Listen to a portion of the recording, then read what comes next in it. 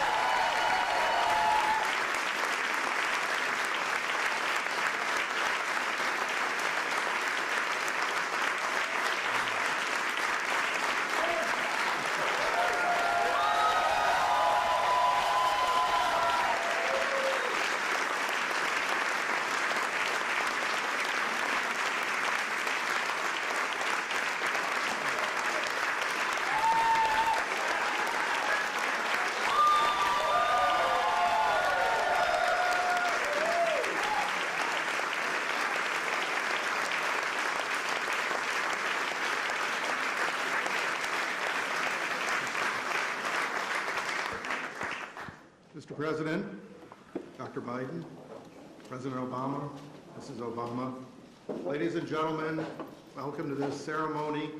I'm John Rogers, the chairman of the White House Historical Association, and on behalf of the women and men of the association, I'm thrilled to celebrate with all of you the presentation of two magnificent American portraits today to honor and commemorate the indelible legacy of our 44th President and First Lady.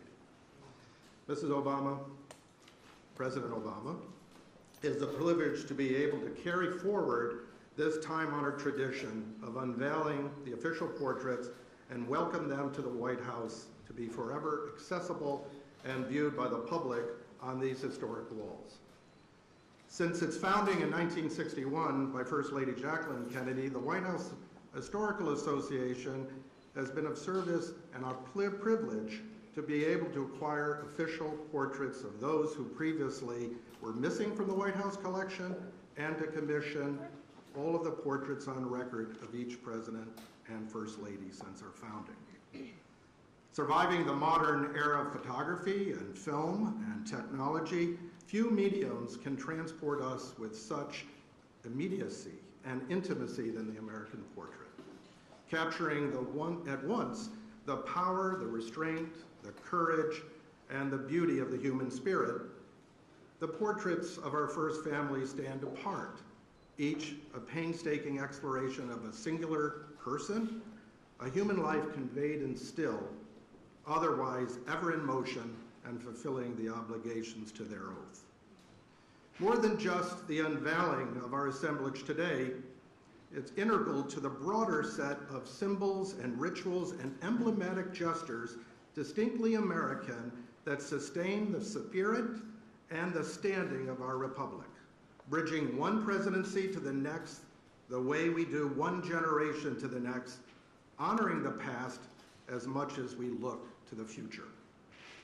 As we become more culturally and demographically diverse with ideas that are both molten and disparate pertaining to the future of our nation, our work to ensure the promise of what President Obama once called the unlikely story that is America.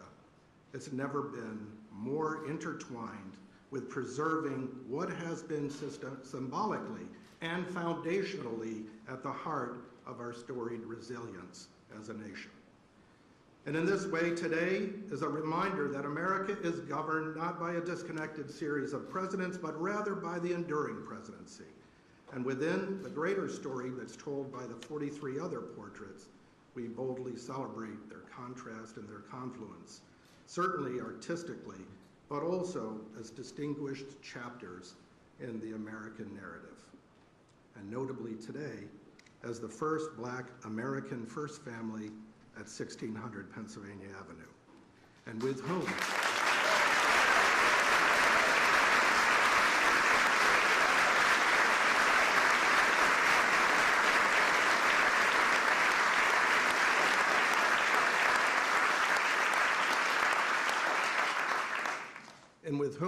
we shared the joy of watching your wonderful daughters grow up here and come of age. Mrs. Obama, we thank you for your advocacy on behalf of this House and for making it possible for visitors to take pictures of these magnificent portraits among the other historic artifacts throughout the White House. I had the personal privilege of being with you and your mom when we inducted your inaugural gown into the Smithsonian collection. And may I say that the beauty of that white chiffon gown is only exceeded by the woman who wore it. And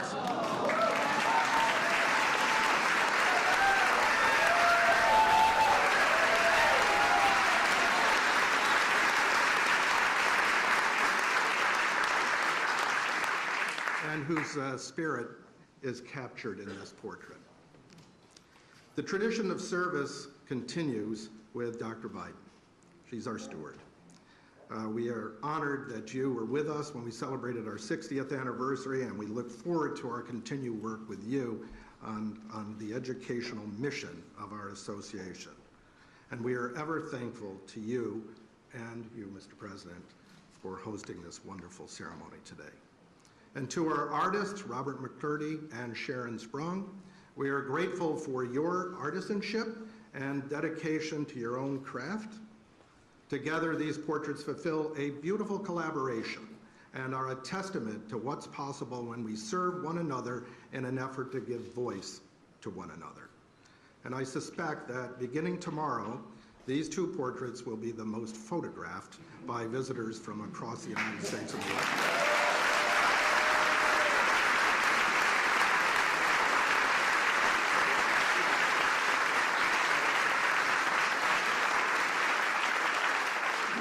And it's now my pleasure to introduce an admirer of great institutions and national treasures, the President of the United States of America.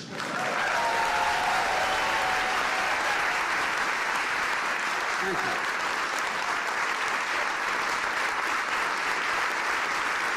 Thank you, thank you, thank you. Thank you.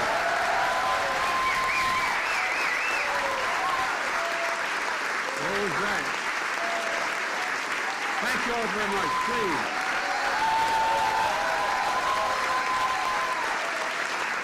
Thank you, thank you, thank you. Please. Thank you, John Rogers and the White House Historical Society. Barack and Michelle, welcome home. Welcome home. Jill and I and Kamala and Doug are honored to host you and so many friends who have been part of this incredible journey. It includes members of your cabinet and staff, some of whom were foolish enough to come work with me. And there's someone else that I'd like to acknowledge tonight, Mrs. Robinson. This is your house as well.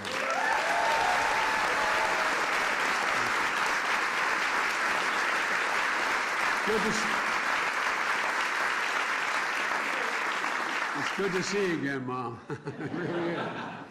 It's also good to see Miss Wilson, who known affectionately as Mama Kay.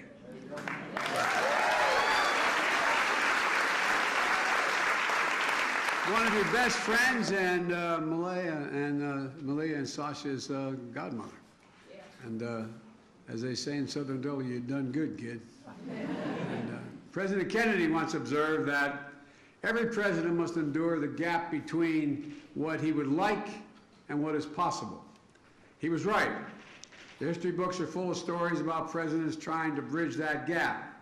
Stories that include the burdens of the office, the difficult decisions, how the work is always serious and often solemn.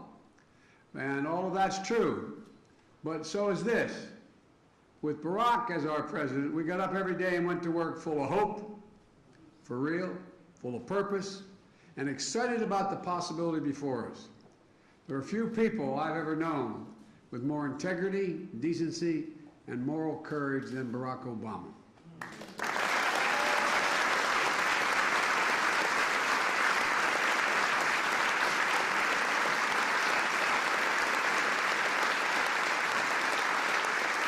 Mr. President, nothing could have prepared me better or more to become President of the United States than be at your side for 8 years. And I mean that from the bottom of my heart.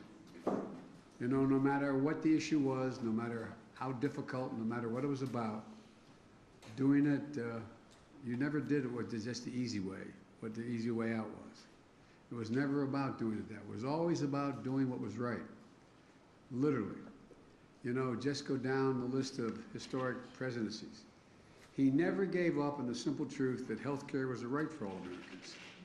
When so many were telling him, including me at one point, take the compromise, take a compromise. We weren't sure we could get anything done on ACA.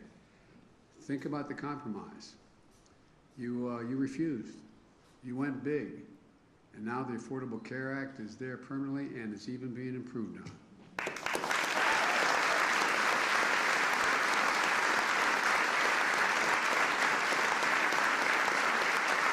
I remember what you told me. So how can I look those people in the eye and leave anybody behind? You weren't about to do that. You know, his Recovery Act brought America back from a Great Recession. The auto rescue protected an iconic industry that represents the nation's heart and soul. There were a whole lot of people, some maybe even in this room, that were telling you we should let the industry go bankrupt. We should let it go. But you wouldn't. You persisted. You insisted. And I remember our conversations, and I'm proud we stood together and wouldn't let that happen. You bet on the American worker. You believed in the American worker. Even though he knew it would be controversial, you stood up for hundreds of thousands of dreamers who only know America as their home. It always boggles my mind that I always can't understand that a 3-year-old kid's going to say, no, Mom, leave me on this side of the Rio Grande. You go ahead and go. I'm serious. So they could stay and contribute, and they've contributed incredibly. Their talents, and it's a great generation they represent. I can go on and defend that you've done, expanding civil rights, issue the clarion call on the climate crisis, helped us find that amazing grace, even in darkness. In countless hours, over countless meetings, under intense pressure, we always knew Barack Obama. We always knew what you'd do, what you thought was right, even if it was going to cost you politically. You know, we trusted him, all of you in this room. We believed in him, and we counted on him. And I still do. And I still do.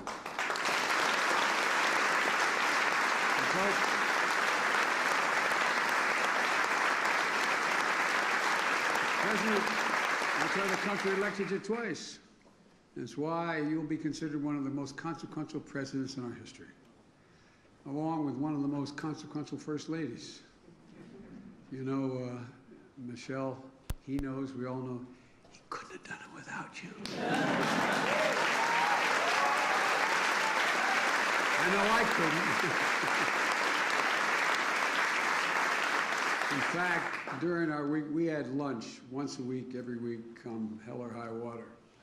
And everybody wondered all the important things we talked about. Probably 40% of the time we talked about family. We most talked about our girls and my grandchildren and my children. You embodied dignity beyond measure, Michelle.